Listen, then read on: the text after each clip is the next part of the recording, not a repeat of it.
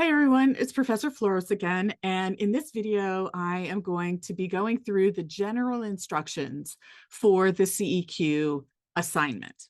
Okay, so we're not going to get into the substance of the assignment yet. Rather, we're going to look at the general instructions and requirements. Okay, so this is not intended to be an essay. It is a questionnaire for a reason. I am asking you questions, you will answer the questions. Therefore, you may answer the questions in bullet format, just like these instructions are in bullet format. If you choose to do a bullet format, each bullet must have one or more complete sentences. Okay.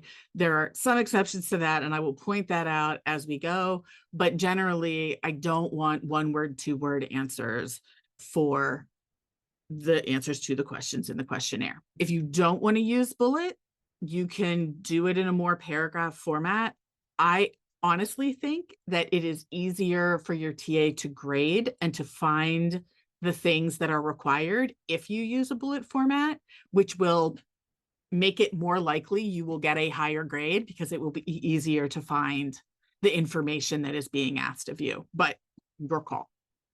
So for each question, there will be a space for you to list the source or sources that you use to answer that question.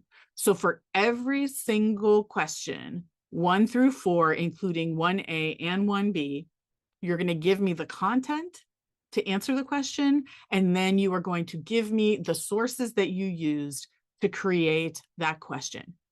If you do not include sources, depending on if you don't include any at all or in the wrong place, etc. If you don't include any at all, you will get a 0. That's the end. It will be considered plagiarism and it will be reported to the dean's office. So please, please, please, please remember to put in the sources that you used to answer the questions. Also, please note that inexpertly formatted citations are preferable to no citations. Okay, so if you're like, even though Floros has a citation generator and it basically does the work for me, I totally didn't have time to do that, et cetera, et cetera, et cetera. And I'm going to put information there. I mean, you shouldn't do that, but if you do, that is better than including nothing. Okay. All right. So Q5 is the what are your sources question. And again, our preferred citation style is Turabian, and there's a video that shows you the Zotero citation generator about how you create Turabian citations. You need a full citation for the course, including at minimum the author's name if there is one, or the institution, the name of the publication, the name of the article or web page you used, the date. Okay. Do not just include links. If you just include links, there will be penalties to your grade. Also in Q5, you need to list any artificial intelligence tools you use. This is anything. Google's AI overview, which means basically if you Google anything and you read that little thing at the very beginning of the results, and you use that at all to find other sources, you have used AI.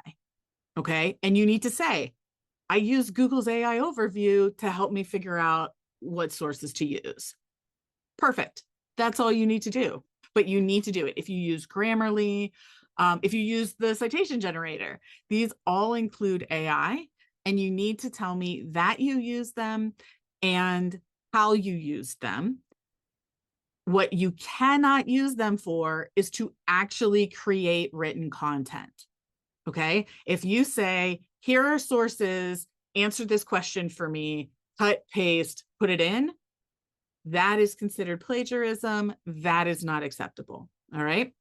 If you put it in and it's like, here's the question, and it spits out a bunch of stuff, and you're like, okay, well, oh, that's interesting. I'm going to take that piece and I'm going to properly cite where they got it, and I'm going to put it in my own words, and then I'm going to mix it with this other thing from this other search query in my own words, right? That is okay.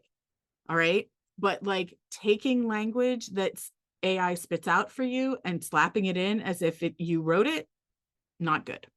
Okay, DocDocX PDF. I also list how much each question is worth.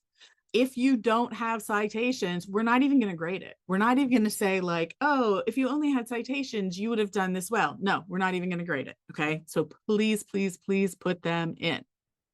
Okay. Q1A and B together are worth 20 points. However, if you don't pick an event that is appropriate for the assignment, and we're going to go over that in detail in a future video, you lose 15 of those 20 points right off the top. Okay. If your event is appropriate, but it is outside the required time period, you lose 10 points off the top. Okay. So in another video, I talked about the topic check form. This right here, not losing all of these points, that topic check form can help make sure you don't do that. Okay. The second question on actors and interests, because we're following our 3 I's framework. So the first I is interest. That question is worth 20 points. The interactions question is worth 20 points. The institutions question is worth 20 points. In this one, you are required to talk about sovereignty and anarchy. And again, we're going to go in future video what this means. If you do not, you will lose 6 points if you don't talk about sovereignty and 6 points if you don't talk about anarchy. That is 12 of 20 points. Q5, the sources section, is 10 points. So this is more about, did you put them in alphabetical order? Is the style something that is approaching proper styling? That's the 10 points. However, you will get a 0 if you use a direct quote from a source, including AI, without quotation marks and a citation. You don't provide any sources in either the Q5 section or in each of the previous questions. And again, here, if you use AI to provide the text and it's not in your own words, that's just going to get you a 0 off the top. It's not a 0 on Q5. It is a 0 on the entire assignment. If you include just a list of sources in Q5, but you do not list your sources in any of the other questions, you lose all 10 of these points, the Q5 10 points. If you have sources in each question, but you don't put it in Q5, you're going to lose half the points, 5 points. Okay. So put it in your own words, disclose all the sources you use for each question, list the sources you used. At the end, list all the sources you use for the entire paper in alphabetical order. And then the final 10 points of the assignment are basically the presentation, right? Is this single spaced? Are you trying to make it look longer by having 600 returns? Don't do that. If we can't understand what you're saying because the grammar and punctuation and spelling is so non-standard that we just can't understand your meaning, we can't give you full credit because we can't tell if you're answering the questions. So please check your grammar, your punctuation, your spelling. You should not just finish writing it and submit it. You should have looked through it. You should have checked that everything makes sense. Sometimes I even suggest that you read it out loud because that is going to trigger in your brain, like, your eyes go over it when you read it, but if you have to say it out loud, you'll see like, oh gosh, that's a terrible sentence, right?